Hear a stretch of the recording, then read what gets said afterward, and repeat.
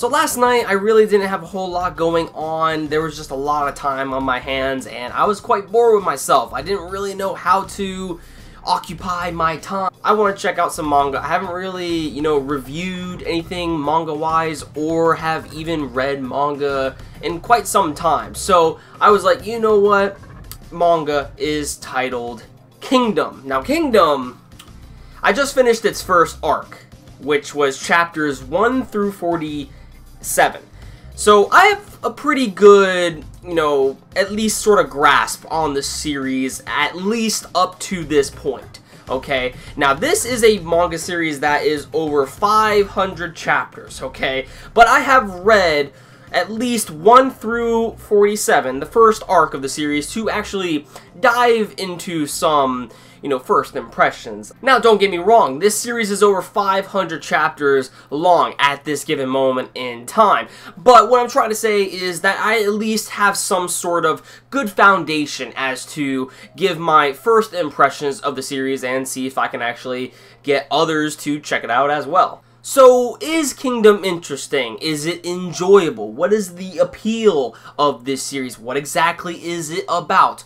Well, I am here to tell you right now. Now, Kingdom is a Japanese manga series published by, what is his name? Yasuhisa Hara.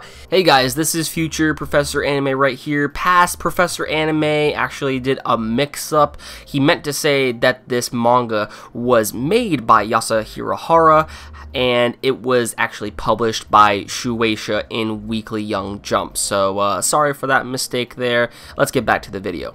Currently, this series has about 46 volumes out there in the moment in Japan. So far, there has been no English translation. I don't know what exactly the translators are doing. They should get on this shit because this shit is good. I'm being straight up with you guys. Actually, this manga series is actually freaking fantastic. So, Kingdom takes place during the Warring States period of ancient China, and basically this Warring States period is where we had a lot of other different countries basically battling it out against each other. I believe the Zhao dynasty was divided up into 8 states, and we have one of our main characters of this series is a upcoming king, and he has the dream to unite the words. So we have one male main character that wants to unite all of China. His name is Zhang. And then, of course, we have our other main male character known as Shin, who wants to become a general and basically be remembered throughout history from generations and generations to come, even after he passes away. Now, really quick, I wanted to touch upon the translations for these chapters. I believe there is 2 different sort of translations regarding the chapters. There is a Japanese terminology and there is also a Chinese terminology. And the reason I say this is because of the fact, like, the Japanese terminology for our main male character who wants to become a general, his name is called Shin. However, in the Chinese translation, his name is Gin, like Q-I-N. And our other main male character who wants to unite all of China is named Zhang. I believe in the Japanese translation, his name is Issei. So, for the sole purpose of me, actually enjoying this manga, I'm gonna just try to stick with the Chinese translation when it comes to the names, because I mean, this manga series is based around China after all, and I have already went in 50 chapters in the manga with the whole Chinese translation, and I don't really feel like changing around to the Japanese translation because that will end up confusing me with all the names and everything. I'd rather stay as to what I know right now. And also, the upside of this and reading the Chinese translation is that because of the fact that this manga series is based around ancient China, even some of the characters, like Shin and Zhang, they are actually based off of real-life figures in ancient China, and some other characters in this series are also based off of figures in ancient China during the Warring States period. So yeah, to me, that makes it even more enjoyable because I can also look up the history behind these figures and what exactly they did for China. Also, something about Kingdom really piques my interest, and it's probably the themes that go about within this series, as some of these themes you can also see in the manga Berserk. There's definitely some similarities between these two series, as they are both seinen, dark, gritty, sort of toned series. But also even the art style kind of like has that same feeling to it, and I really enjoy the art style of Kingdom. I mean, I heard that it gets better later on, and I can't wait to get to that point, but even these beginning stages of Kingdom, it's so cool to see. Like, I really do like the art, and from these chapters of Kingdom that I have recently finished, chapters 1 through 47, I have just now completed the very first arc in the series, and all I can say is, yo, that was awesome. The very first arc of the series, again, is setting up basically everything to happen. The first 10 chapters or so of Kingdom are pretty slow, as they're setting up and building up the characters and the world and all that good stuff. But as the chapters go on, these fights get ridiculous, and you can actually see some of the strategy, tactics, politics, psychological warfare, guerrilla warfare that is being used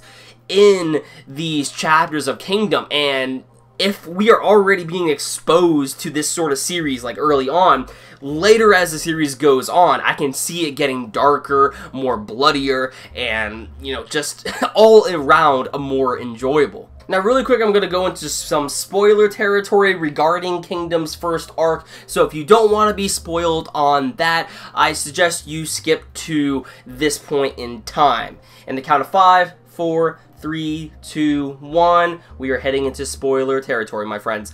Alright, so the arc that I recently just finished of Kingdom, the Seikyo's Rebellion arc.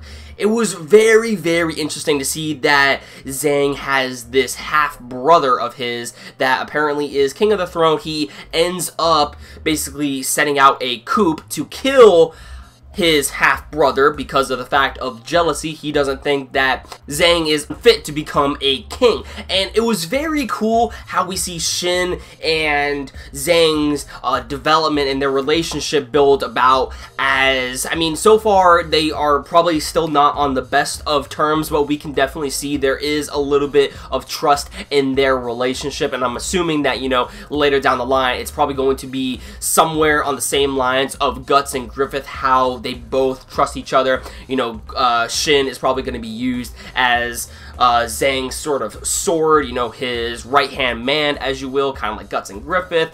But anyway, it's just very cool seeing their relationship and how exactly the whole fight ended up going about when Zhang was trying to take the throne. You have the Mountain Men and Shin, you know, giving it their all in this battle to take possession of the throne and acquire what's rightfully Zhang's. Like, I just thought that arc was so well done in terms of its storytelling, how the strategies ended up playing out, and even the build-up to that arc. And I really can't wait to get to the next arc of the series, because that is going to be hype. So far, this is just the beginning of my experience with Kingdom, but at this given moment in time, I am engrossed in the series. I really do appreciate this series. It is actually very good, and I know for a fact it's going to get better over time.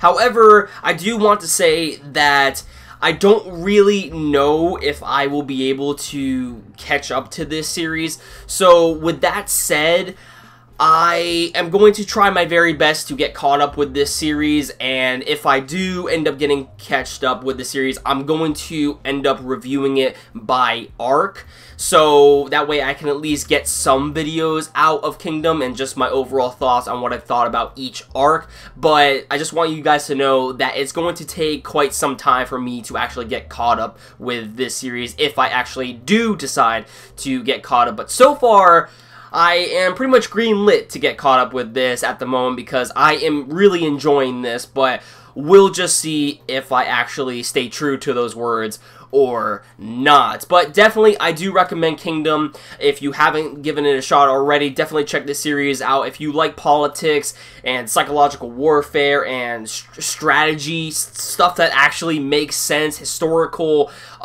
history settings within anime or manga, I definitely think that you will come to enjoy this series. So with that said, guys, I think that about does it for my review slash first impressions of Kingdom, the very first arc, and just Kingdom in general. I really hope you enjoyed this video. Be sure to give this video a like if you enjoyed it, and let me know in the comments down below on what you thought about this video. And have you checked out Kingdom? What is your favorite part about Kingdom that you have experienced in this first arc, of course? Don't leave spoilers down in the comments, please. That about does it for this video, guys. Thanks for watching. Peace.